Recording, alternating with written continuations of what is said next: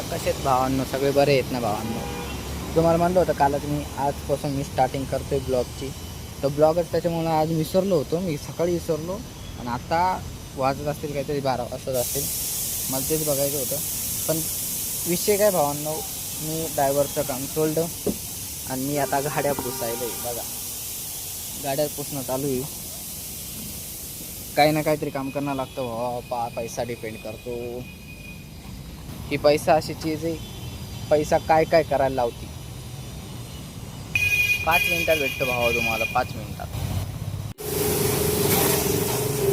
गाड्या धुणंच चालू आहे. आणि एरी आभाळ आलं तर मायला सकाळी तर तिथं पाऊस येऊ लागला. आता ऊन पडलं होतं ना, आता परत आभाळ आले. हे आपलं गॅरेज आहे.